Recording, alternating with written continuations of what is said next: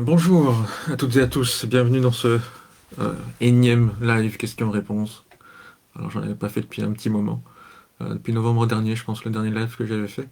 Alors le but c'est toujours d'essayer de vous remercier dans un premier temps, hein. On est plus de 60 000 membres sur le groupe et plus de 26 000 sur ma page, donc je vous remercie. Je vous remercie aussi pour tous les partages, pour toute la bienveillance et toute l'entraide que vous avez pu offrir à chacun et à chacune qui vivait de près ou de loin cette problématique de l'emprise pathologique. Et je pense qu'on n'est jamais trop à essayer de s'entraider dans ce genre de problématique. Le deuxième but, c'est aussi d'offrir à chacun, chacune qui, malheureusement, n'a pas l'occasion de pouvoir faire appel à un psychologue parce il faut pas se mentir, c'est quelque chose qui est quand même très onéreux et qui demande quand même un investissement en temps, en énergie et un investissement financier.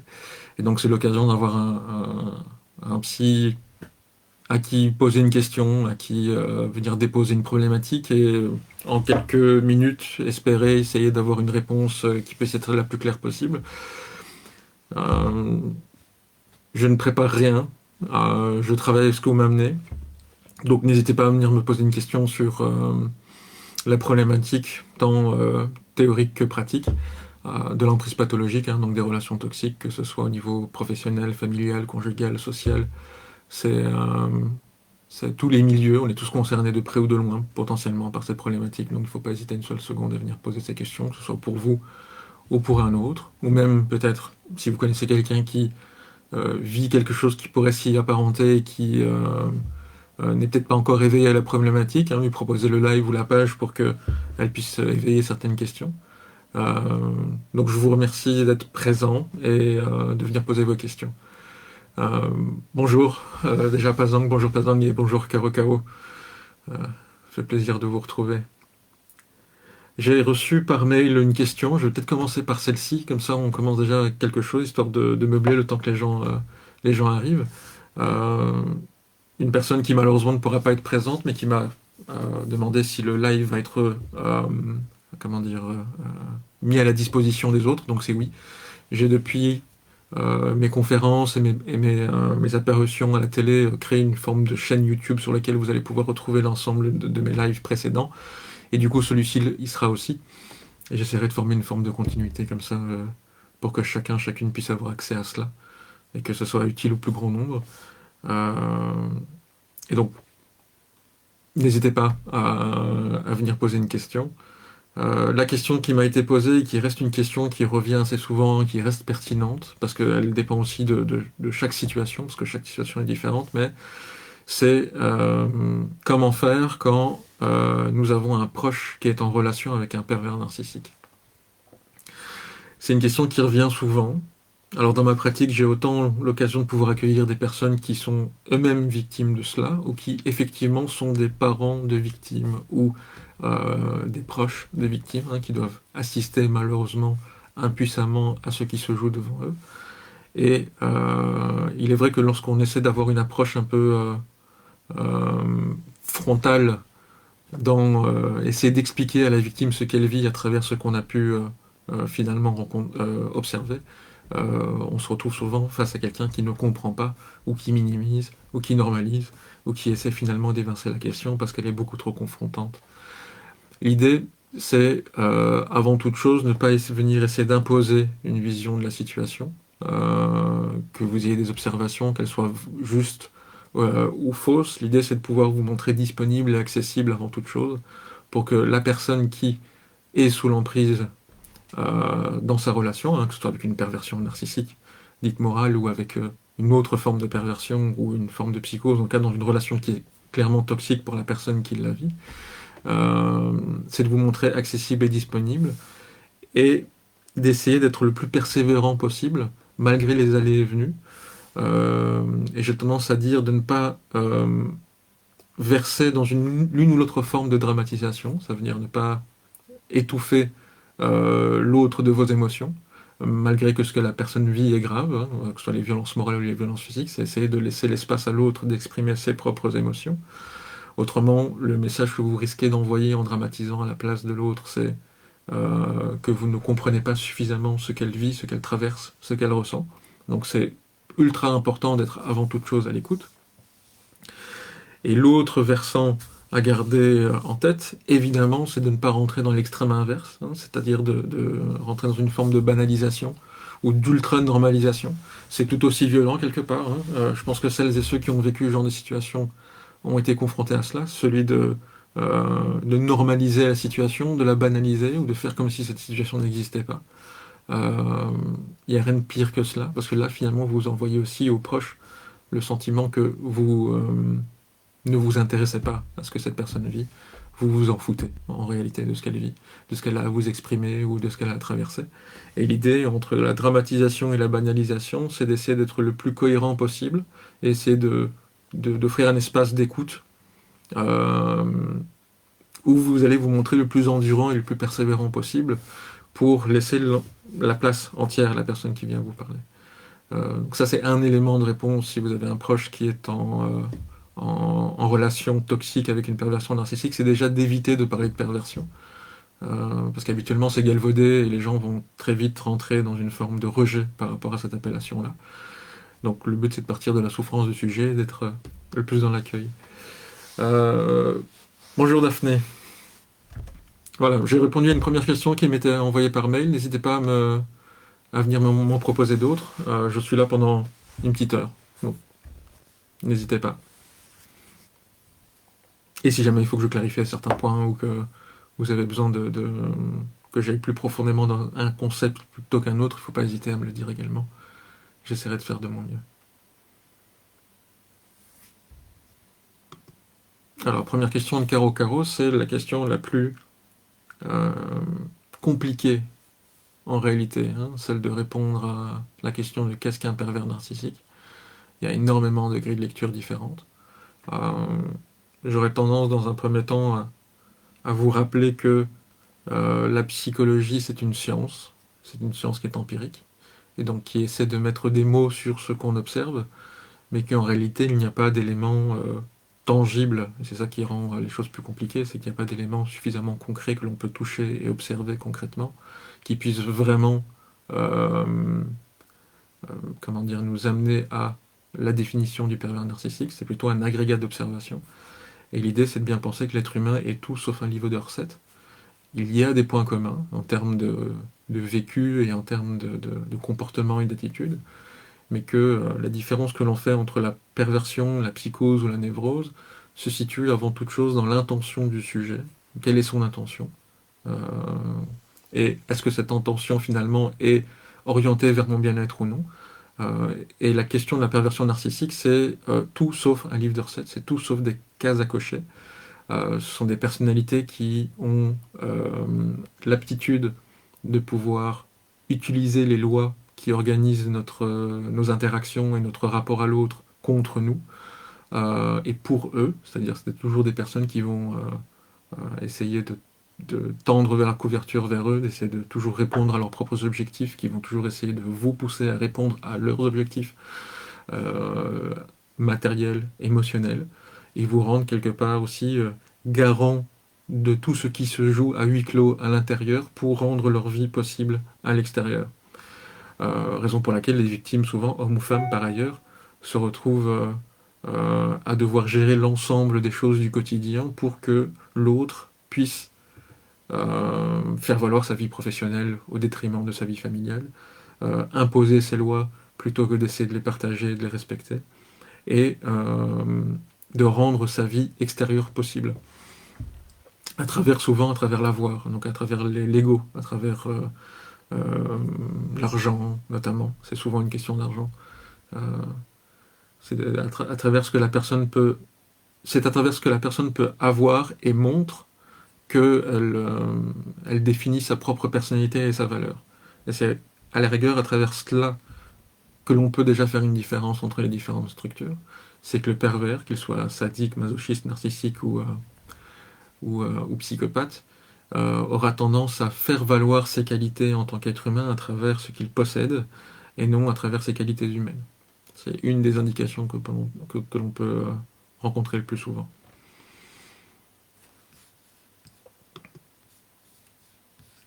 Alors, le temps que ça prenne, N'hésitez pas à me poser des questions plus spécifiques, parce que c'est vrai que la question de qu'est-ce qu'un pervers narcissique, c'est tellement spécifique à chaque situation que un pervers n'en est pas un autre, un être humain n'est pas un autre, et donc c'est en fonction de ce que vous traversez qu'il est pertinent de pouvoir poser cette question.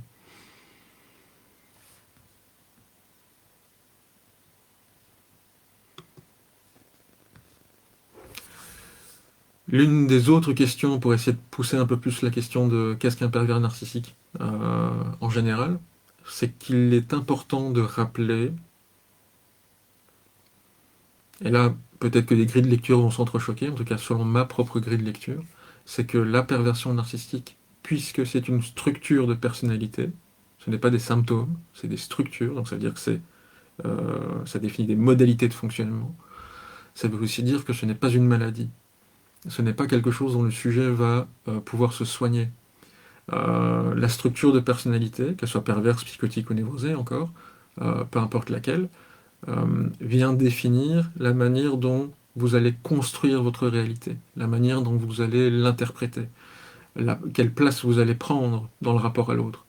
Et donc ce sont des choses qui se construisent dans la prime enfance, dans les interactions que vous avez avec votre famille, et qui auront tendance à se cristalliser, à se pérenniser dans le temps. Et malheureusement, à mon grand dam, hein, parce que quelque part, il aurait été bien plus intéressant pour tout le monde que cela puisse être une maladie et que cela puisse se soigner. Il y aurait au moins eu de l'espoir par rapport à cela. C'est que ça ne se soigne pas. C'est ni ma littérature, ni mon expérience ne m'a amené à penser que l'on puisse faire du pervers, faire du psychotique ou faire du névrosé une personne qu'il ou elle n'est pas. Euh, Si vous voulez la phrase un peu bateau, typique, mais qui illustre un peu cela, c'est que je ne vais pas pouvoir faire de vous un monstre sanguinaire, je ne vais pas pouvoir faire d'un monstre sanguinaire quelqu'un comme vous. Il y a des manières de voir le monde, de comprendre le monde et de se considérer dans son rapport à l'autre qui sont ancrées et qui ne peuvent pas changer. Si j'ai construit l'idée que je pouvais faire ce que je voulais de l'autre, que l'autre m'était avant tout utile en tant qu'objet, il serait difficile à un moment donné dans ma vie de comprendre que l'autre est autre chose qu'un objet à utiliser finalement. Et que je peux aussi me soumettre à l'autre et devenir moi objet de l'autre. Et toutes les personnes qui ont eu affaire à une perversion, ou à une psychose par ailleurs aussi, se rendent bien compte à quel point il est très très difficile d'amener l'autre à essayer de comprendre un autre point de vue que le sien. Bonjour Coco Bella. Euh, Merci pour votre question. Alors, un pervers narcissique psychopathe est-il plus dangereux s'il utilise des drogues douces et dures? Alors, ça, c'est une question intéressante, ça. Euh, Déjà, vous avez associé pervers narcissique, psychopathe. Pervers narcissique et psychopathe sont deux choses différentes. Alors, l'idée, c'est que la perversion est une structure de personnalité qui comprend des éléments constitutifs de la personnalité, mais qui après se subdivise en plusieurs sous-catégories possibles, dirais-je. La psychopathie en est une, et la perversion narcissique en est une autre. Moi, je préfère personnellement l'appellation de perversion morale que narcissique, parce que le narcissisme a mauvaise presse, et c'est un faux ami dans l'appellation perversion. On pourra peut-être y revenir dans l'une de vos prochaines questions. Et donc, être pervers narcissique ou être psychopathe sont tous les deux des perversions, mais s'inscrivent dans des logiques qui sont différentes. J'aurais personnellement bien plus de mal à déceler une psychopathie qu'une perversion narcissique, par exemple. Parce que le psychopathe, c'est, comme le nom l'indique, c'est l'absence de vie intérieure, l'absence de psyché, l'absence d'imaginaire, l'absence de faculté à pouvoir se projeter psychologiquement, de développer des outils psychologiques. La psychopathie, c'est l'absence de psycho, donc c'est l'absence de psyché. Alors que le pervers narcissique est quelque part le moins dangereux, je dirais, des formes de perversion narcissique, quand bien même ils le sont tous, hein, soyons clairs, euh, qui, contrairement aux psychopathes, a le plus souvent une dynamique qui se limite à des huis clos, à des situations familiales, conjugales, professionnels, mais qui ont tendance à se jouer dans ce système-là.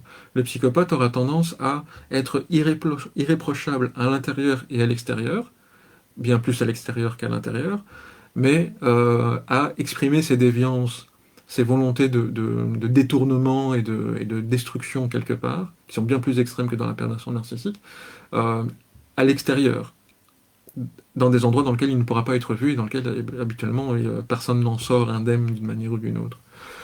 Euh, et il est évident du coup que les drogues, ça dépend des gens, évidemment, hein. J'aurais tendance à dire que il est plutôt rare dans ma pratique de constater une perversion qui consomme des psychotropes, que ce soit douces ou dures, parce que le pervers a ce besoin de contrôle absolu. Et donc, il faut qu'il contrôle l'autre. Et donc, ces drogues-là sont habituellement bien plus utilisées dans d'autres structures de personnalité qui vont avoir, du coup, pour fonction d'apaiser le sujet, de le calmer et de le structurer. Alors que le pervers narcissique, lui, ou le pervers en général, a besoin de contrôle sur la situation, le contrôle sur son environnement. Donc il aura plutôt tendance, s'il y a une drogue à utiliser, une drogue douce et une drogue dure, mais pas de manière systématique, pas de manière continue et pas d'une manière pathologique, je dirais. Non pas qu'il ne prend pas de drogue, mais que s'il en prend, c'est pour accentuer le contrôle et pas pour s'apaiser. Donc on trouve plus de consommation excessive d'alcool et de drogue dans des structures plus psychotiques que perverses, euh, généralement. Alors, Pazang, nous venons de nous retrouver avec mes deux petits-enfants de 11 ans et 10 ans grâce à leurs autres mamies. Depuis 9 ans, ma petite fille me réclamait. Elle a dit à sa mamie que sa mère lui disait qu'il ne pouvait pas me voir car j'étais folle et internée. Celle-ci leur a dit que ce n'était pas vrai, évidemment. Ma petite fille a dit à sa mamie que ma fille était d'accord pour que mes petits-enfants puissent me voir, mais sans elle. Je vais relire cette phrase. Ma petite fille a dit à sa mamie que ma fille, donc sa mère, était d'accord pour que mes petits-enfants puissent me voir, mais sans elle. Ok. C'est comme ça que nous sommes retrouvés grâce à leur mamie, qui les a emmenés chez moi. Tellement heureux pour les trois. Et pour vous, c'est toujours une belle retrouvaille. Ils ont dit à leur mamie avoir découvert que leur mère et leur grand-père maternel, avec qui je ne vis plus, leur avaient menti depuis 9 ans, sur moi. Ma fille est très en colère contre mes petits-enfants et leur mamie et moi. Je suis très inquiète pour eux. Comment vont-ils réagir maintenant? Tristesse, trahison. Merci beaucoup. Alors, euh, si je comprends bien, il faudra me rattraper si je me trompe, ce sont les petits-enfants qui découvrent finalement le poteau rose, donc le sac de mensonges dans lequel ils ont été baignés pour expliquer votre absence, expliquer le fait qu'ils n'avaient pas accès à leur grand-mère. Euh, Ça, quelque part, à 11 et 10 ans, ils vont encore se modeler en fonction du discours de leurs propres parents, parce que c'est avec leurs parents qu'ils auront le plus d'interactions. Mais toujours est-il que c'est une graine qui, d'une manière ou d'une autre, si les interactions peuvent se poursuivre avec vous, vont permettre de déconstruire, de déstructurer euh, cette manière de vous avoir décrit et qui finalement viennent justifier leur propre déviance, hein, évidemment. S'ils vous ont écarté, s'ils ont menti sur votre santé mentale et sur le fait que vous étiez interné, c'est quand même des gros mensonges. Hein, c'est clairement une forme de psychiatrisation. Euh, c'est grâce au contact que vous allez avoir avec vos petits-enfants, sans nécessairement devoir systématiquement déconstruire les mensonges. Je pense que je peux vous inviter à essayer de ne pas le faire, justement, et essayer au contraire de maximiser les bons moments et les chouettes partages et, euh, et d'autres choses que de simplement tourner autour de cette problématique avec eux, parce que finalement, ça va plus vous desservir qu'autre chose. Et de créer un lien qui vous appartient et qui du coup permet à vos petits-enfants de vous découvrir et de nouer un lien qui leur soit positif. Et je trouve ça une très très bonne nouvelle que vous ayez eu l'occasion de pouvoir récupérer les contacts avec vos petits-enfants. Ça, c'est une très très bonne nouvelle. Je suis content pour vous. Alors, on essaie de voir s'il y a une question. Auréda, bonjour. Pourquoi le pervers narcissique fuit les conversations où on le met face à ses mauvais agissements alors qu'on recherche la communication pour tenter d'améliorer la vie commune? Ils acceptent de participer au débat, mais lorsqu'ils sont face à cette réalité, ils fuient. Pourquoi? Est-ce le côté narcissique qui intervient? C'est une très bonne question. Alors, par quel bout je vais essayer de vous répondre?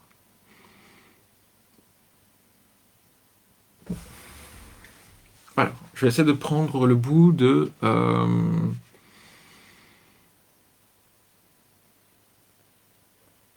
leur structure de personnalité. L'idée, c'est que, encore une fois, pour qu'ils n'aient pas, eux, à devoir subir la culpabilité, la honte et les remises en question, euh, ce n'est pas qu'ils les ressentent pas, c'est qu'ils ne peuvent pas les traiter. Il y a une petite nuance par rapport à cela, et c'est ce qui les oblige finalement à devoir les imposer aux autres. Ça veut dire aussi que lorsque vous allez avoir une conversation constructive, que vous voulez être constructive, par rapport à ce qu'ils font de bien ou de mauvais, en essayant de trouver un juste équilibre, bah, vous essayez de les pousser à avoir les aptitudes psychologiques qu'ils n'ont pas. Alors je vais essayer de paraphraser ça différemment. Si vous voulez, ils sont capables d'empathie, mais ils ne supportent pas la compassion. C'est-à-dire, dans ma définition de l'empathie, de la compassion. L'empathie, c'est comprendre qu'une émotion est en jeu chez l'autre, mais ne pas la ressentir. Si vous voulez, l'empathie, c'est mon outil de travail. C'est que je comprends qu'une émotion est en jeu chez mon patient, et donc je peux garder mes facultés intellectuelles, je l'espère, pour essayer de poser des questions, amener à réfléchir les choses différemment, et ne pas sombrer dans cette même émotion au risque de m'apitoyer avec mon patient, ce qui n'est pas le but. Je suis là pour accompagner, je ne suis pas là pour m'apitoyer. Donc la compassion n'est pas un outil de travail en tant que psychothérapeute, pas pour moi en tout cas. Et c'est justement la compassion qui est le complément de l'empathie, c'est être capable de ressentir avec l'autre ce qu'il ressent.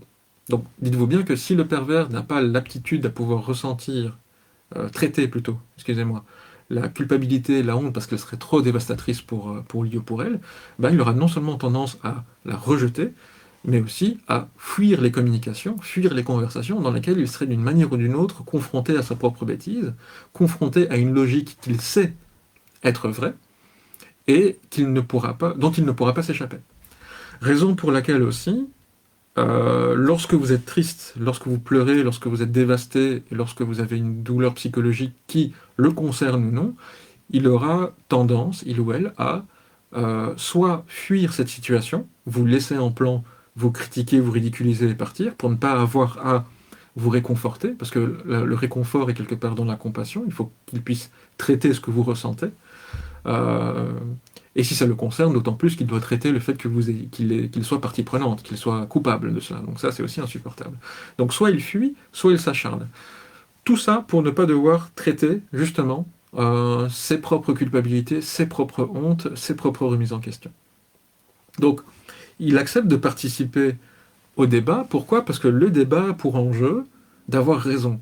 Le débat n'a pas pour enjeu de co-construire quelque chose. Le débat n'a pas pour enjeu, comme dans le conflit, de trouver un juste commun dans lequel personne ne gagne, personne ne perd, mais on trouve une solution pour la pérennité du couple. Euh, où les deux personnes, par exemple, sont capables de s'excuser mutuellement et de trouver un terrain d'entente dans lequel je vais m'incriminer pour laisser l'autre exister dans ses émotions et dans ses revendications, et qu'à l'inverse, l'autre en ferait autant pour que je puisse être reconnu de ma souffrance. Et donc, ça c'est le conflit, la résolution de conflit. Mais le débat, c'est tout autre chose. Le débat, le but du débat, c'est d'avoir raison, en psychologie tout du moins.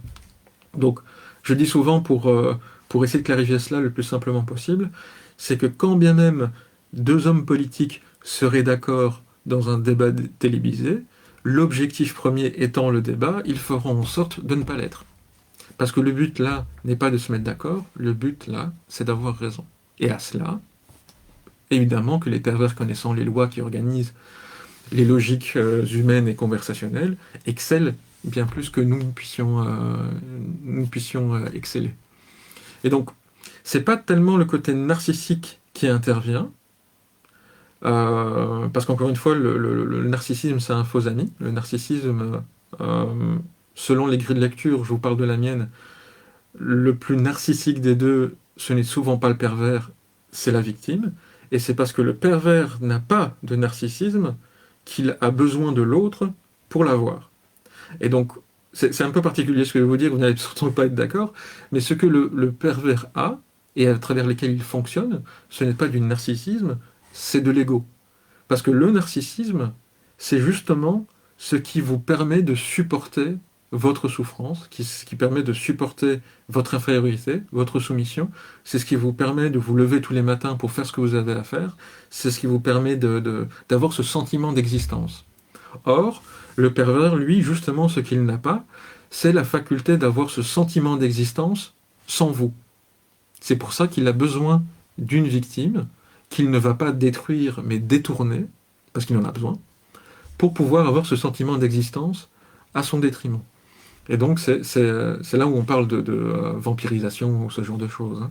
C'est qu'ils viennent quelque part prendre votre énergie vitale, si j'ose dire, pour avoir suffisamment de sentiments d'existence, leur permettant finalement de répondre à leurs objectifs dans la vie sociale.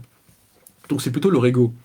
Et l'ego, encore une fois, c'est pas quelque chose qui se joue dans l'être, mais plutôt dans l'avoir. Le pervers doit avoir pour être. Donc c'est à travers les objets qu'il a qu'il se donne de la valeur. Alors que le narcissisme, c'est dans l'être. Et c'est justement parce qu'il n'est pas qu'il a besoin de sa victime, qui est souvent une personne bien plus qualitative que lui ou elle, pour pouvoir se nourrir de cette, entre guillemets, force vitale. Donc, je vais essayer de résumer la question. Ils fuient parce qu'ils sont incapables de pouvoir traiter la culpabilité et la honte, et à partir du moment où ils le savent et qu'ils ne peuvent plus tirer quoi que ce soit de vous, ce sont des personnalités qui sont lâches, et donc qui vont tourner les talons et partir. Et ils acceptent de participer au débat, parce que le but là, c'est un jeu, c'est d'avoir raison, et ça, ils sont bien outillés pour cela. Mais ils fuient lorsqu'il s'agit finalement de se remettre en question, parce qu'ils n'ont pas la faculté de pouvoir le faire. Ils ne le supporteraient pas. C'est aussi simple que cela. Et donc ce n'est pas le côté narcissique qui intervient, mais plutôt le côté égocentrique, l'ego qui essaie de vous bouffer et qui essaie justement de vous chaparder votre narcissisme pour leur donner le sentiment d'existence.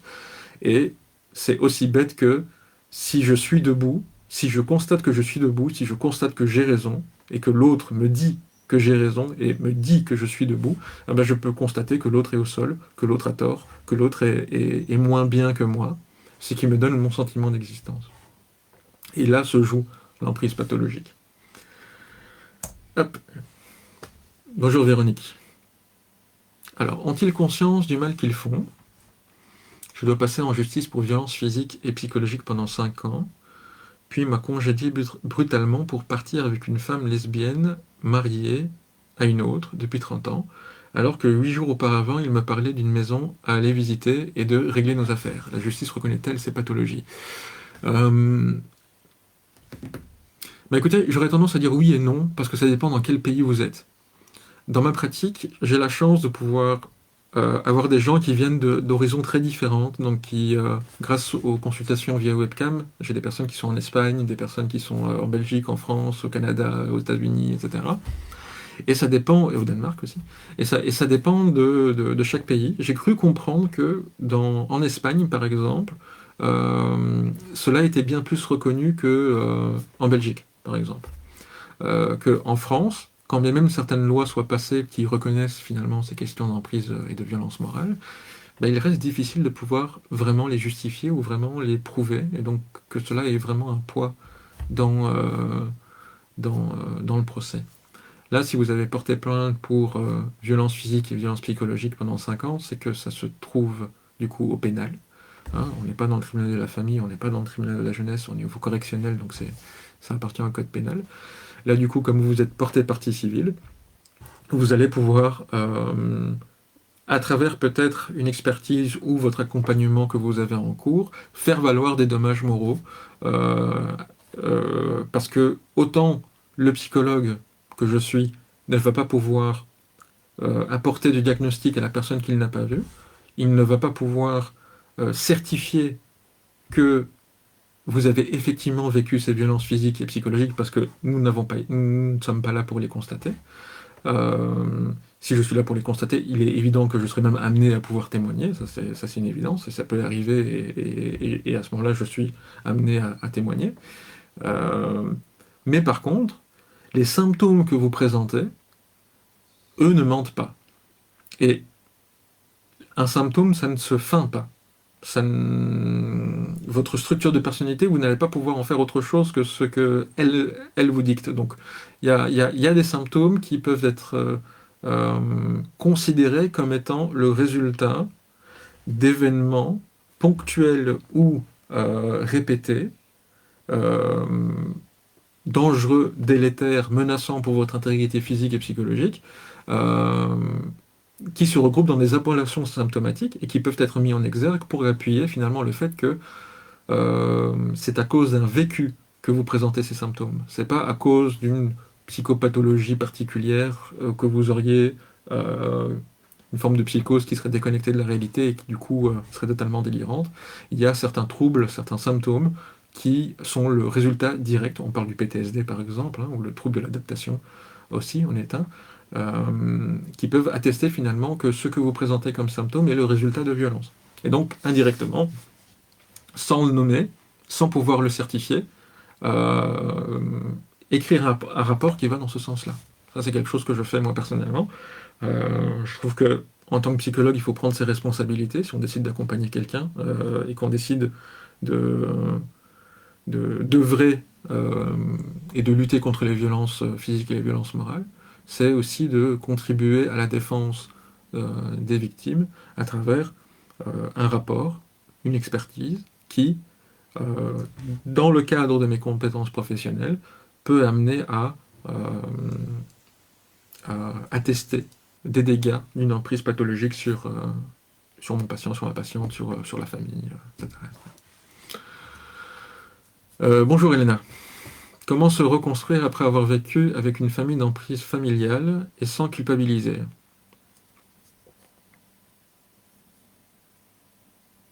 Ok. Encore une fois, il y a plein de facteurs qui rentrent en jeu, et donc en fonction du contexte, je peux être à côté de la plaque, mais je vais quand même me donner une chance.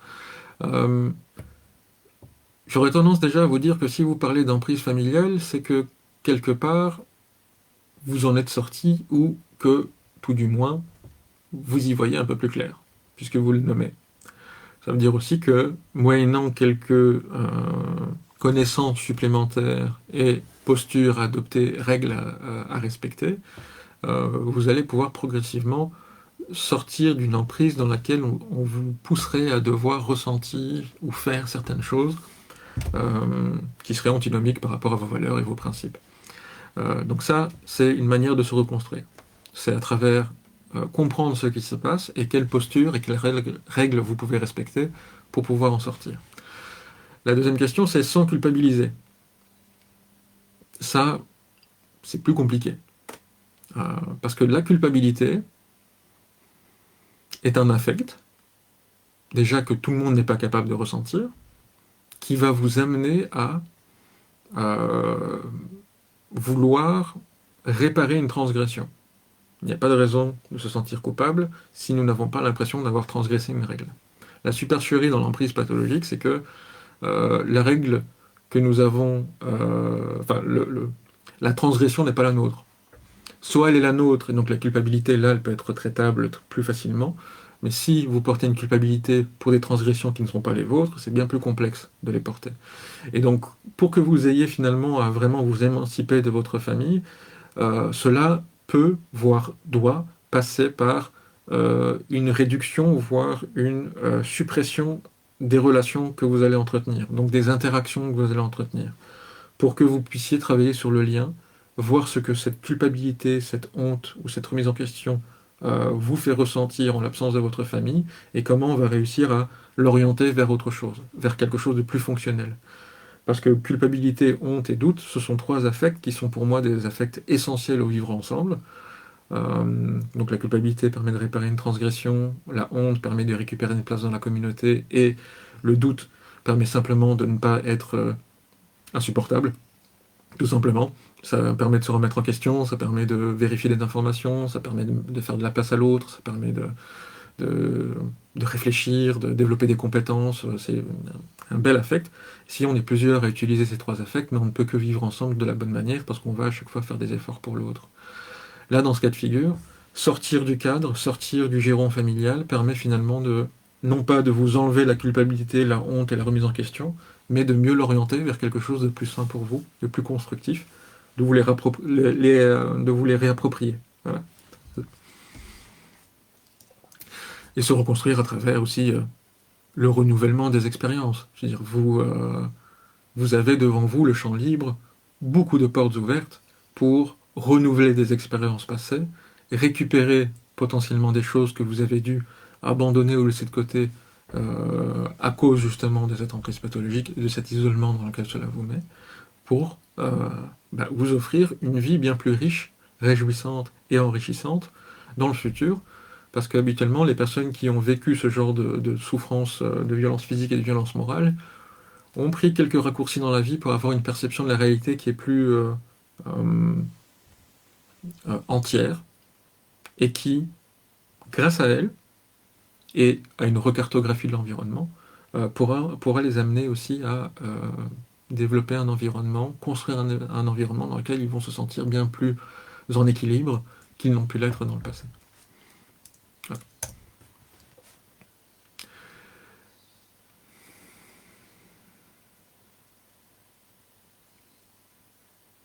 Alors, Cocobella, je vous confirme qu'il est possible de cumuler de la perversion, psychopathie en tant qu'HPI et d'utiliser toute drogue douce et dure. Ok, très bien. Euh, alors c'est possible, tout à fait possible. Mais là, vous faites, par exemple, vous voyez, dans ma grille de lecture, vous faites appel à des grilles de lecture qui ne sont pas les miennes.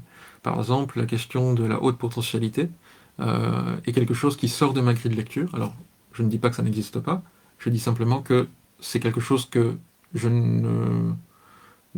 soit que je ne maîtrise pas, ça c'est clair, mais qui sort de mon champ de compétences. Par contre, ce que vous appelez HPI, HPE, etc., sont des choses qui portent d'autres noms, d'autres mots, d'autres logiques dans ma grille de lecture, et qui peuvent tout à fait bien être accompagnées. Aussi, perversion, psychose, par moment, la frontière est tellement mince qu'on pense avoir affaire à une perversion alors qu'il s'agit d'une psychose, ou qu'on pense avoir affaire à une psychose alors qu'il s'agit d'une perversion. C'est pour ça que j'ai dit que l'être humain n'est pas un livre de recettes. Chaque être humain est différent. Et donc c'est bien que vous ayez à venir confirmer que cela est possible, parce que ma grille de lecture doit se tromper, et c'est toujours du cas par cas. Donc si vous êtes accompagné d'une quelconque manière et que votre psychologue vous dit que vous vous trompez, j'aurais tendance à vous dire que c'est un mauvais psychologue, parce que le premier à devoir se tromper, ben, c'est nous. C'est nous qui devons nous adapter, c'est pas nos patients. Par exemple, ma fille a dit à ma petite fille qu'elle n'était qu'une enfant. Elle lui a répondu qu'elle était grande et qu'elle décidait elle. Je risque de ne plus encore les revoir. Oui.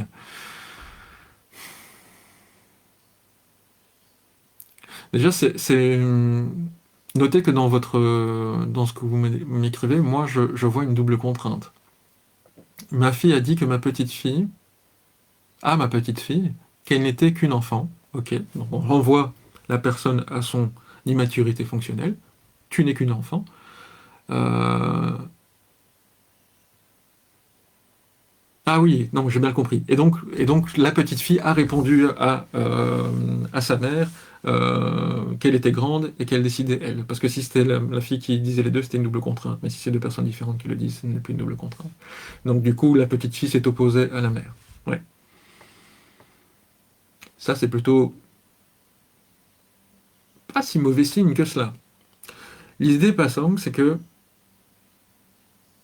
à l'âge qu'elles ont, hein, on va dire 11-10, euh, elles savent que vous existez. En tout cas, votre petite fille, là, sait que vous existez.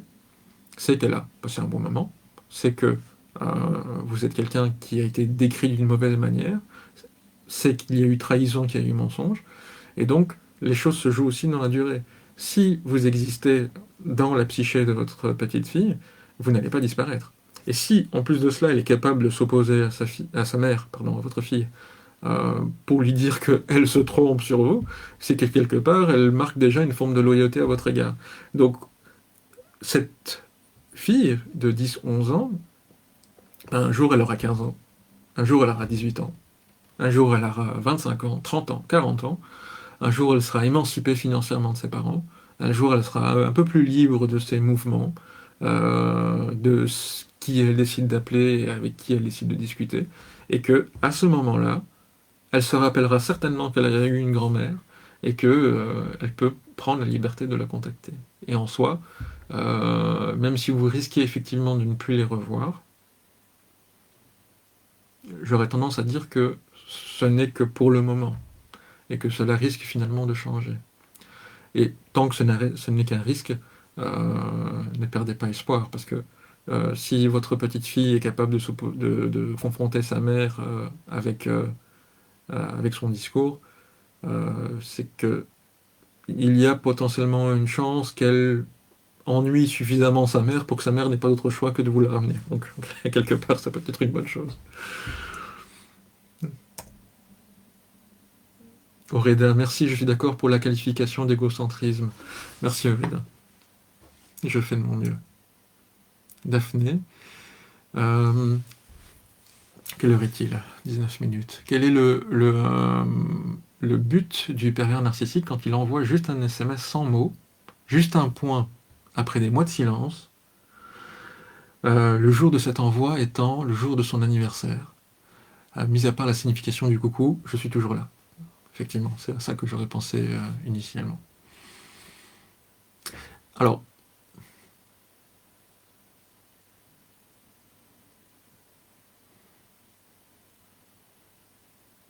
il y a effectivement, j'existe encore. Alors, je vais dire quelque chose qui va peut-être choquer, si j'ose dire. C'est que si nous partons du principe que dans la perversion, l'autre est un objet qui m'est utile, la victime en est une. Et donc, il ne s'agit pas de vous, il s'agit de l'utilité que vous avez pour lui, ou elle. Et donc, vous n'avez même pas besoin de réagir pour que lui puisse vous utiliser. Et donc, quand il vous envoie un message sans mots, juste un point, etc., le jour de son anniversaire, hein, wink wink, euh, c'est qu'il vient traiter quelque chose qui lui appartient. Il vient vous faire exister. Euh, pour lui. Vous pouvez faire ce travail de quel est ce taré qui encore m'écrit après autant de temps ou juste pour mon anniversaire, quelle bêtise. Mais lui, finalement, n'a pas besoin de votre réaction pour que lui ait à ressentir le fait qu'il vient de se jouer de vous parce qu'il vous connaît encore, en tout cas pense-t-il. Donc l'indifférence et ignorer ce message est la meilleure des choses à faire. C'est plus, j'ai envie de vous dire, la signification de ses propres déviances et de sa propre bêtise que la volonté de vouloir vous signifier que c'est vous qui fautez ou que c'est vous qui êtes la mauvaise personne. C'est plutôt pour essayer de se donner bonne conscience, peut-être. Donc, le coucou, je suis toujours là, c'est surtout pour lui que pour vous, et pour l'effet que ça lui fait. Hein, c'est le rappel d'une transgression, hein, c'est le rappel que l'autre est insuffisant. Euh, Peut-on espérer que le jour de son anniversaire, il soit suffisamment seul pour n'avoir que cela à faire?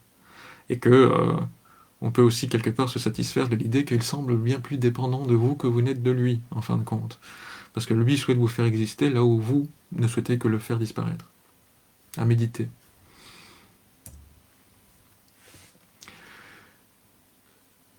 Alors, tiens, en prenant la prochaine question, je me rends compte que je n'ai pas entièrement répondu à une partie de la question de Véronique. Ont-ils conscience du mal qu'ils font? Et donc, peut-il avoir conscience de son dysfonctionnement? En partant, il m'a dit qu'il ne savait pas aimer, que je n'avais aucune estime de moi-même et que je n'étais qu'une dépendante affective. Jamais durant 5 ans il n'a évoqué ces points, il ne supportait pas la contradiction, et ce, quel que soit le sujet. Ces cycles de violence étaient sûrement était récurrent, pardon, malheureusement. J'ai cru qu'il pourrait s'en sortir, mais refusé d'aller voir un thérapeute. Ouais. Ça revient à la question de est-ce que c'est une maladie? Non, ça ne se soigne pas. Donc, thérapeute ou pas, euh, intervenant ou pas, moi je ne pourrais pas changer la structure du sujet qui vient me voir. Je peux juste essayer de l'amener à un équilibre. Donc, est-ce qu'il a conscience de son dysfonctionnement? J'aurais tendance à vous dire que c'est une question bien plus complexe que oui ou non, dont la réponse est plus complexe que oui ou non. Euh, Indépendamment de notre structure de personnalité, nous avons tous et toutes un pan de nous-mêmes qui nous échappe, notre inconscient, et un pan de nous-mêmes qui est accessible et serait notre conscience. Freud met entre les deux le préconscient.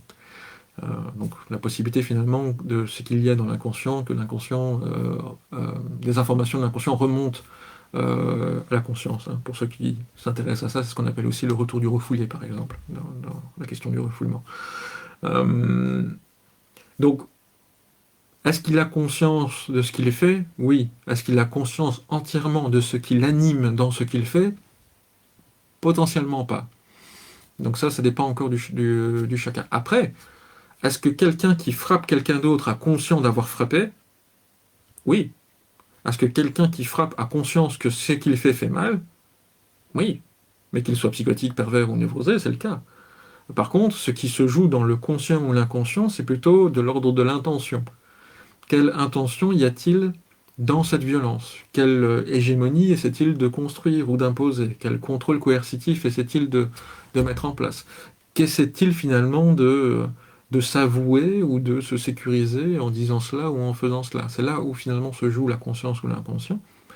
Et comme le pervers a conscience des lois qui organisent nos rapports interpersonnels immanquablement parce qu'il les utilise contre nous, bah que quelque part, il a conscience de l'impact que ce qu'il va dire ou faire va avoir sur nous. J'espère que c'est clair. Un peu alambiqué, mais voilà. Donc la réponse à votre question est simple, oui, mais c'est plus complexe que ça. Hein. Je vous en prie, Elena, avec plaisir. Bonjour Carole, peut-on se relever d'une dépression sans médicaments ou suivi psy? Le temps peut-il permettre d'apaiser et d'accepter les douleurs morales? Oui. Ça dépend de chacun. Ça dépend des ressources de chacun. Le psy est une ressource parmi d'autres. Les médicaments sont des ressources parmi d'autres. La dépression, encore une fois, ce sont des symptômes qui peuvent éventuellement être considérés comme étant une maladie dans la psychiatrie, mais qui, dans ma pratique à moi, a une fonction. Et à partir du moment où on trouve le pourquoi de la dépression, on peut traiter la dépression. Donc le médicament est là comme stabilisateur de l'humeur. L'antidépresseur est là pour stabiliser l'humeur. Mieux vaut un bon antidépresseur qu'un anxiolytique, parce que l'anxiolytique, ce sont des benzodiazépines, et donc ce sont des traitements dans lesquels il y a une forme d'assuétude, mais qui peuvent être nécessaires, et que quoi qu'il arrive, tant dans l'antidépresseur que les hypnoïdes ou les benzos ou que sais-je, il y a toujours lieu de faire attention à la manière dont vous prenez vos traitements, mais il est clair que l'on peut surmonter une dépression sans médicaments, et même sans suivi psy. Je pense que c'est tout à fait possible. Euh, le temps peut-il permettre d'apaiser, d'accepter les douleurs morales? Alors, il y a effectivement quelque chose que personne ne pourra faire comme boulot, c'est ce que c'est ce que le temps fait. Et le temps est un facteur qui est essentiel dans tout accompagnement. C'est vraiment le champ sur lequel euh, tant le sujet que le psychothérapeute est quelque part impuissant et qui peut, par contre, être au service du sujet. Et c'est pour ça qu'il faut être patient, et que nos patients doivent être patients, sans vouloir faire un mauvais jeu de mots, parce que le temps fait aussi beaucoup de travail. Qu'on soit accompagné ou pas, qu'on soit sous traitement ou pas, le temps fait un réel travail, potentiellement pour apaiser ou accepter les douleurs morales. Mais il faut accepter que les choses prennent du temps. Au-delà du traitement et au-delà du suivi psy, le temps que vous allez prendre pour vous remettre dans le milieu de récupération le plus sain possible, le plus équilibré possible, euh, est une des choses, si ce n'est la chose la plus importante. Donc, les psys ne sont pas indispensables, les médicaments ne sont pas indispensables, ce sont autant d'outils mis à votre disposition pour essayer d'aller mieux. Hop. Je vous en prie, Daphné, avec plaisir. Alors, c'est cool, j'ai plein de questions, mais malheureusement, je ne vais pas avoir le temps de pouvoir aborder l'ensemble de vos questions, mais elles sont à chaque fois très pertinentes. Alors, pourquoi le PN dans son couple souffle le chaud et le froid régulièrement? Quel est son but? Aussi bien en communication qu'en temps de présence accordée, bien spécifié. Le don de miettes, c'est bien dit. Lorsqu'il doit gérer plusieurs compagnes ou maîtresses, a-t-il du remords envers sa compagne ou femme déclarée? Alors, perversion et remords, c'est deux choses qui sont un peu antinomiques, je vous avoue, dans la mesure où si l'autre est un objet, l'autre est là pour répondre à mes besoins. Donc ce que l'objet ressent, j'avoue que je m'en fous un peu en tant que pervers. Je vous donne un exemple que je donne assez souvent pour essayer de bien comprendre en quelle logique ça s'insère. Je bois beaucoup de café. Ceux qui me connaissent et ceux qui me voient en consultation savent que pratiquement j'ai toujours un café quand je suis en consultation. Euh, j'ai des tasses. Pour boire mon café, j'ai une tasse. Eh ben, quand je prends ma tasse, je l'utilise. Quand ma journée est terminée, il m'arrive de la jeter dans l'évier sans me soucier de savoir si ma tasse aille mal.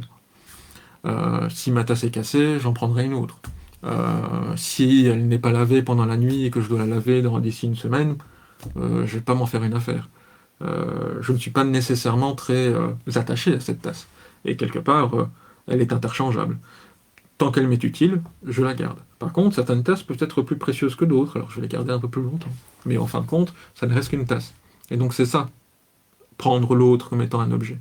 On ne parle plus alors d'objet psychologique au sens clinique du terme, on parle d'objet tangible. Vous êtes une tasse. À méditer aussi. Alors, pourquoi le chaud et le froid temps de présence accordée, le don des miettes. Ça tient potentiellement plus de votre manière de fonctionner que de la manière dont le pervers tendrait à pouvoir fonctionner. L'idée, c'est que le pervers va s'habituer, s'accoutumer, s'adapter à la manière dont l'autre fonctionne. Quand on me dit que les pervers ne s'excusent jamais, c'est pas entièrement vrai, c'est pas entièrement faux, parce que s'ils savent que d'une manière ou d'une autre cela a un impact sur vous, ils sont très capables de pouvoir le faire et d'être sincères ce faisant. Raison pour laquelle finalement nous restons aussi longtemps. C'est qu'il y a quelque chose quand même qui nous pousse à rester.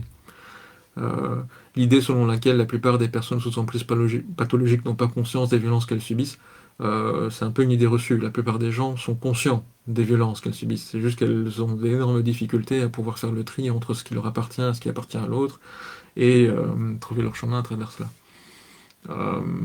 Alors, souffler le chaud et le froid et présence accordée et don de miettes. Je vais non pas utiliser un mécanisme de la perversion pour vous l'expliquer, mais utiliser un autre mécanisme, qui pour moi est la réelle expression de l'amour, oserais-je dire, c'est le manque. Le prendre soin de l'autre. Psychologiquement, dans ma clinique, je définis l'amour comme étant prendre soin de l'autre pour que l'autre n'ait pas à m'abandonner. Et donc, la logique du manque, le manque crée le désir, et le désir crée la mise en mouvement. Et donc, quand j'ai un objet qui est là, je ne me mets pas en mouvement vers cet objet. Par contre, si cet objet se dérobe à moi, et que je le désire, j'aurais tendance à me mettre en mouvement vers cet objet. Et donc, ce chaud et ce froid, ce va et ce vient, cette miette, c'est ce donne, je te reprends, c'est très excitant pour notre appareil psychique, parce qu'il renouvelle systématiquement le jeu de manque et de désir, et donc systématiquement la quête de l'objet du désir. C'est ça qui nous pousse aussi à rester. Je suis là, je te donne ce qui te manque, je me sens comblé, et puis je te le reprends, merde, pourquoi? Je cours après. Et donc c'est ce jeu de va-et-vient, ce chaud et froid qui fait qu'on va rester longtemps dans cette dynamique, parce que pour notre appareil psychique, qui sort un peu de notre conscience, eh ben, c'est très excitant. Je te donne, je te reprends, je te donne, je te reprends. Et donc si tu veux que je te redonne, tu dois le mériter. Et donc on va s'adapter pour pouvoir recevoir. Et plus on reste, et plus on se dit, mais merde, cette personne a été capable de pouvoir me donner ce qui me manque, pourquoi me le donne-t-il plus? Et donc je vais me remettre en question, faire des efforts pour essayer de amener l'autre à me remontrer de l'affection.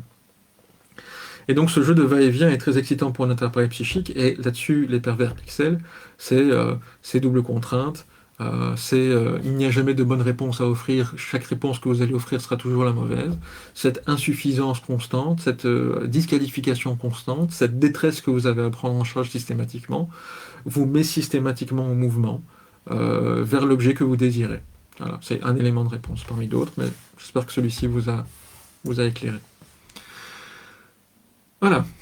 Euh, je vais devoir m'arrêter là pour aujourd'hui. Je vous remercie. Je vois qu'il y a encore plein de questions auxquelles malheureusement j'ai pas pu répondre. Euh, Si cela vous a été utile et si vous voulez que l'on refasse des lives dans lesquels je peux répondre à vos questions, n'hésitez pas à le mettre en commentaire. C'est en fonction de cela que je vais savoir si cela vous est pertinent ou pas, parce que à moi seul je ne pourrais pas le savoir. Et donc n'hésitez pas à me contacter ou à mettre des commentaires sur le fait que cela puisse se reproduire, comme ça j'essaierai de faire ça le plus souvent possible. Euh, je vais parler un peu de moi en fin de live. Je m'appelle Tim Stroburn, je suis l'administrateur du groupe Pervers Narcissique, Les Dérives de l'Emprise, sur Facebook. J'ai un site internet qui est pervers-narcissique.be. Je suis psychologue, clinicien, social et interculturel, victimologue et psychotraumatologue, et je suis spécialisé en violence physique et violence morale. Et j'accompagne toute personne ayant auteur ou victime d'emprise pathologique. Vous pourrez trouver les informations ci et là. Si ce n'est pas moi, c'est quelqu'un d'autre. Si cette vidéo vous a permis de vous éveiller sur cette problématique et vous reconnaître dans mes réponses ou dans les questions, consultez, faites-vous aider, sortez de votre isolement. Il est toujours possible d'en sortir et de redécouvrir la vie, une meilleure vie, et notamment redécouvrir l'amour tel que vous ne l'avez jamais connu.